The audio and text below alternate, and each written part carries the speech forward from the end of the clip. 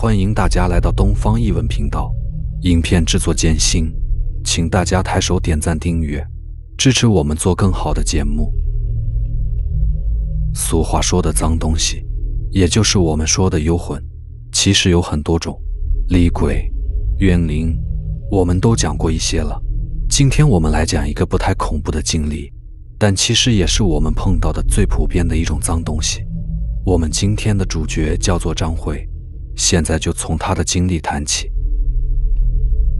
张慧颤抖着拿着检查收据，逃离了医院的大门，感觉一阵寒风刺入骨髓。他的脸色惨白，眼神呆滞，仿佛刚从地狱回来。他最近总是觉得腹部剧烈的抽搐，像有什么东西在里面撕咬，而且总是莫名其妙闻到一种腐臭味。他去看了医生，医生说可能是恶性肿瘤，要做个 CT 检查。他刚刚拍完片子，但是结果要3天后才能出来。他不知道自己能不能度过这煎熬的3天，他害怕自己得了无药可救的病症，就这样死去。他颤巍巍地坐上了计程车，想要逃离自己的恐惧，埋头工作。但是他一进办公室就听到老板的咆哮声，原来他们的一个大客户突然放了鸽子，丢失了一个大的订单，让公司陷入了危机。老板把责任都推到了张慧身上，说是他没有做好客户关系管理，让客户跑了。张慧无法辩解，只能低着头忍受老板的辱骂。她觉得自己这段时间倒霉到极点，什么事都不顺利。上个月刚和男朋友分手，原因是男朋友背叛了她。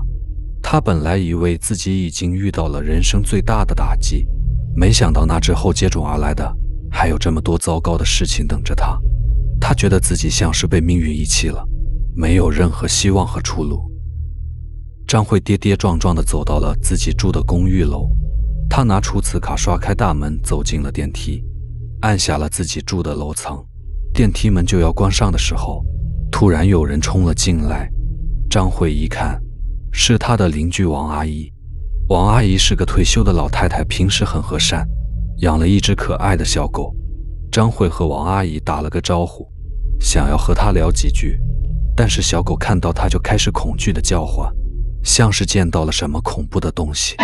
张慧很诧异，因为以前这只小狗对她很亲昵，她还经常给她一些零食。她试图用手摸摸她的头，安抚她，但是小狗却夹住尾巴藏到了主人身后，恐惧地看着她。那股腐臭味再次悄然爬进了张慧的鼻腔，张慧感觉一阵恶心。这时王阿姨不好意思地向张慧道歉，她说不知道为什么小狗今天这么反常。张慧勉强笑了笑，说没关系。张慧回到家，郁闷地躺在床上，她觉得自己最近真是太倒霉了，什么事都不顺心。她想找个人倾诉一下，于是给自己最好的闺蜜小红打了个电话。小红是个活泼开朗的女孩，和张慧是大学同学，现在在一家广告公司工作。张慧把自己最近发生的事情都告诉了小红，小红听了很同情她，说要带她出去吃饭，让她开心一点。张慧答应了，换了身衣服就出门去和小红见面。两个女孩在一家火锅店坐下，点了一些菜，边吃边聊。小红安慰张慧说不要太担心自己的身体，也许只是一些小问题，不会有大碍。她还说张慧应该多放松一下，不要总是压抑自己的情绪。她建议张慧和她一起去夜场狂欢一下，找个帅哥跳舞，或者喝点酒，让自己忘记烦恼。张慧本来不太想去，觉得自己没有心情玩，但是小红说这样才更应该去，说不定还能遇到自己的真命天子呢。张慧被小红说动了，觉得也许换个环境会好一些，于是她答应了小红的邀请，和她一起去了附近的一个夜场。张慧和小红来到了迪吧，里面灯光闪烁，音乐震耳欲聋，人群热情高涨。小红拉着张慧进了舞池，开始随着节奏摇摆身体。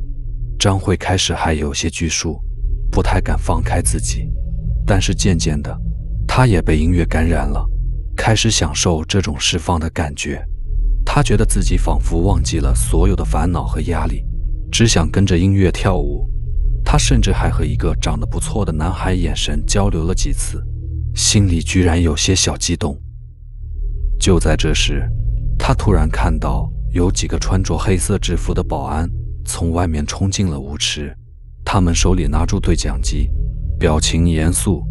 他们一直向张慧这边走来，好像在找什么人。张慧很疑惑，不知道发生了什么事。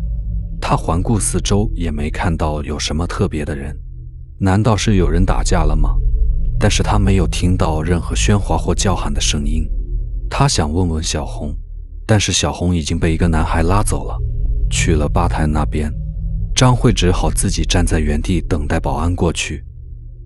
保安们走到了张慧的跟前，用目光扫视了她一下，然后又向后看了看。他们的眉头皱得更紧了，好像很不解。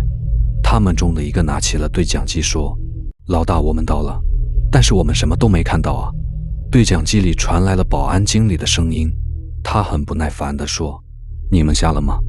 监控里明明看着那个女孩背后有一个要饭老头，穿着破烂的衣服，头发乱蓬蓬的。你们怎么能让一个要饭老头跑进来要饭？客人看到怎么想？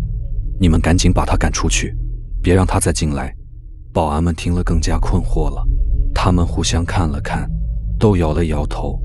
他们说：“老大，我们真的什么都没看到啊，那个女孩背后就是空空的，没有任何人。”保安经理听了很生气，说：“你们别跟我开玩笑了，我现在就在监控室里看着呢，你们再仔细看看，那个老头就在那个女孩背后不远处。”保安们只好再次向张慧后面看去，但是他们还是什么都没看到。张慧看到保安们的神色，感觉他们是不是在找他的麻烦。他想要问他们发生了什么事，但是他们却像是没看到他一样，只是在对讲机里说着些奇怪的话。他听到他们说什么要饭老头、背后、监控之类的词，心里一惊，那股臭味又出现了。他下意识地摸了摸自己的背，却什么都没有感觉到。他转过头向后看去，也没有看到任何人。他不明白发生了什么事，难道是有人在搞鬼吗？他感觉有些害怕，想要离开这里。就在这时，小红从吧台那边跑了过来，拉着张慧的手说：“快走，这里有鬼。”张慧被小红拉着跑出了堤坝，上了一辆计程车。小红告诉张慧，她刚才在吧台那边看到了一个大荧幕，上面显示的是堤坝的监控画面。她看到了张慧在舞池里跳舞的样子，但是她也看到了张慧背后有一个可怕的老头。那个老头穿着破烂的衣服，头发乱蓬蓬的，他的脸色灰白，眼睛凹陷，嘴角流着血。他一直盯着张慧的背后，跟着她晃动，好像只跟着她一个人。小红看到这个画面就吓得尖叫起来，想要去救张慧，但是当她跑到舞池那边时，却发现张慧背后什么都没有。张慧听了小红的话，也吓得浑身冒冷汗。她不敢相信自己背后竟然有一个鬼魂跟着。她想起了自己最近的倒霉事，以及邻居家的小狗对她的反应，还有那时刻伴随她身边的腐臭味。她觉得这一切也许都不是巧合。她问小红怎么办，小红说要不然去寺院求神改改运气吧，也许能驱赶掉那个脏东西。张慧觉得也没有别的办法了，就同意了小红的建议。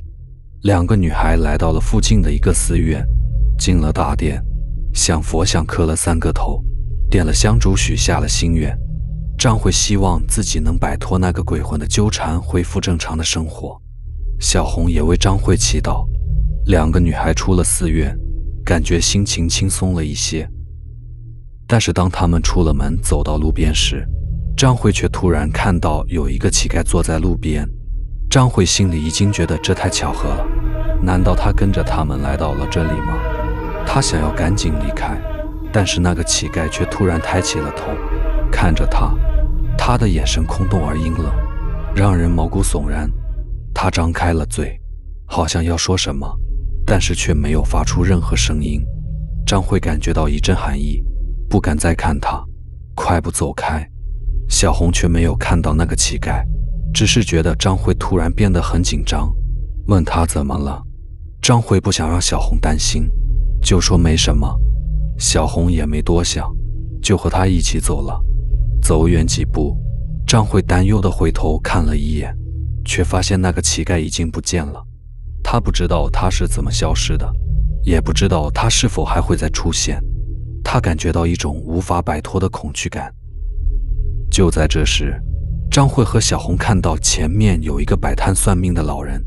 老人看起来很和蔼，穿着一件白色的大褂，一把浓密的白胡子。他的摊位上摆住一些占卜用的道具，比如八卦镜、铜钱等等。也许是张慧心中恐惧，想找个人站在一起安全一些吧。张慧慌张地向老人走来。老人看到张慧和小红跑过来，微笑着对他们说：“两位姑娘请坐，我可以为你们算算命，看看你们的运势如何。”小红也觉得好奇，也许他真的能帮助张慧。他们对老人说：“大师，请您帮我们看看吧，我们最近遇到了很多倒霉事。”老人点了点头，拿出了道具，开始为他们占卜。老人为张慧和小红占卜了片刻，然后抬起了头看着张慧说：“姑娘，你最近运势很不好啊，你的背上背着一个人，是个衰神，也叫倒霉鬼。他一直跟着你，给你带来各种灾难和不幸。你要想摆脱他，就必须做些善事，沾些至阳之气，积些功德。你最好连续几天都去孤儿院行善事，跟小孩子们待在一块。还有，你每天中午要背对太阳晒2个小时，让阳光驱散你身上的阴气，只有这样你才能改变你的运气。”张慧听了老人的话，心里有些不相信。她觉得这些方法太荒唐了，不知道有没有用。但是她又想起了自己的倒霉事以及那个脏东西的存在，她觉得也许应该试一试，也许真的能有效果。于是张慧就按照老人的指示，开始了自己的改运之旅。她每天早上都去附近的一个孤儿院，给那里的孩子们送去一些食物和玩具。她还和孩子们一起玩耍、聊天、教学，让他们感受到了温暖和快乐。她发现自己在和孩子们相处的过程中，也变得更加开朗和乐观了。她每天中午都找一个空旷的地方，背对着太阳晒2个小时。虽然这样做让她觉得很热很累，但是她坚持下来了。她觉得自己身上的阴气渐渐消散了，取而代之的是一种清爽和舒适的感觉。时间终于熬到了第4天，张慧去医院拿检查报告。她心里很紧张，不知道自己的结果会怎么样。她走到了医生办公室门口，忐忑地敲了敲门。医生让她进来，拿出了一份档案夹递给她说：“恭喜你姑娘，你没有什么大病，你腹部的不适只是因为一些消化不良引起的炎症而已，只要吃点药就可以好了。”张慧听了医生的话，感到一阵惊喜和松弛。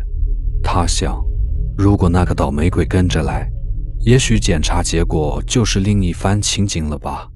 想到这里，张慧感觉到一丝庆幸。